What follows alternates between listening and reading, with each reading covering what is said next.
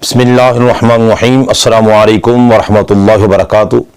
तो नाज़रीन, आज का हमारा टॉपिक है मौज़ू पर मसा करने के मसाइल और जुराबों पर मसा करना जायज़ है या नहीं। जनाज़ किराम, आज इंशाअल्लाह ताला हम तफसील के साथ इन मसाइल को समाप्त करेंगे कि सिर्फ मौज़ू पर मसा कर लेना ही काफ़ी नहीं है। मौज़ू पर मसा करने की शराइत हैं, इसके फ़राइज़ हैं और दीगर बेशुमार मसाइल हैं, लेकिन अक्सर इन मसाइल के बारे में इल्म नहीं है। मौज़ू पर मसा किए जा रहे हैं, मालूम नहीं है मौज़ा किस तरह का होना चाहिए और इसकी मुद्दत क्या है, किस तरह मसा करना है। तो नाज़रीन किराम, आज इंशाअल्लाह ताला हम इस वीडियो के अंदर 5 चीज़ें समाप्त करेंगे। मौज़ू पर मसा करने की शराइत, उसके फ़राइज़, उसकी मुद्दत क्या है और करने का तरीका क्या है, और जुराबों पर मसा करना जायज़ है या नहीं। जी नाज़रीन किराम, आज हम समाप्त करते हैं। तो सबसे पहले हम मौज़ू पर मसा करने की जो शराइत है वो समाप्त करेंगे। तो मौज़ू पर मसा करने की 7 शराइत हैं।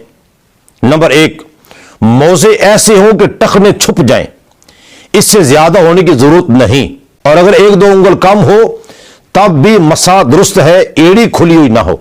नंबर 2, मौज़ा ऐसा हो कि पांव के साथ चिपका हुआ हो, यानी उसको पहनकर चलना आसान हो। नंबर 3, चमड़े का हो या सिर्फ तला चमड़े का हो और बाकी किसी और दबीज चीज का, यानी क्रंच वगैरह का।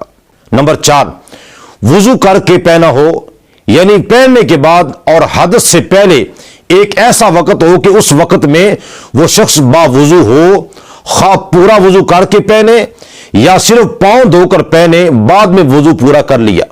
नंबर 5, न हालत जनाबत में पहना, न बाद पहनने की जुनबी हुआ। नंबर 6, मुद्दत के अंदर हो।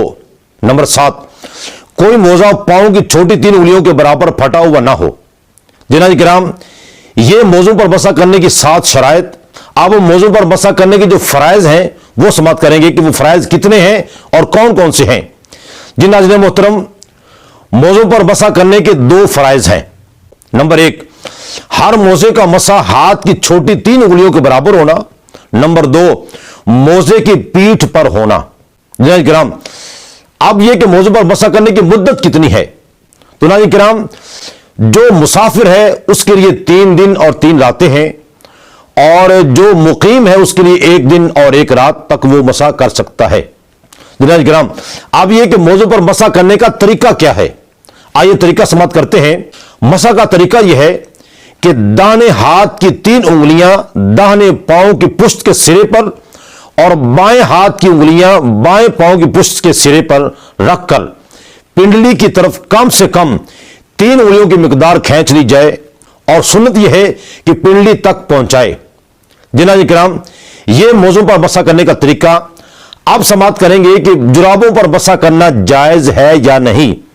तो चूंकि सर्दी का मौसम है तो जुराबों पर कई लोग मसा करते हैं, तो देखा देखी दूसरे लोग भी मसा कर रहे होते हैं। यह मालूम नहीं है कि जुराबों पर मसा करना जायज है या नहीं, लेकिन बस वो देखा देखी भी काम चला लेते हैं। तो आइए हम समाप्त करते हैं कि जुराबों पर मसा करना जायज है या नहीं। जनाब किराम, आमतौर पर सूती या ऊनी मोजे जो पहने जाते हैं, इन पर मसा जायज नहीं है, इनको उतारकर पांव धोना फर्ज है।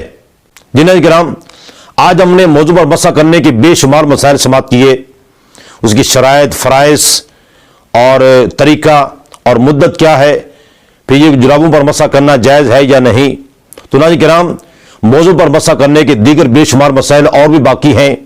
अगर आप मज़ीद मौज़ू पर मसा करने के मसाइल जानना चाहते हैं तो बहार शरीयत जिल्द नंबर 1 हिस्सा नंबर 2 जो है, आप उसमें पढ़ सकते हैं और मज़ीद आप मसाइल जो वो जान सकते हैं। दुआ ये करते हैं अल्लाह ताला हमें अमल करने की तौफीक अता फरमाए। आमीन सुम्मा आमीन।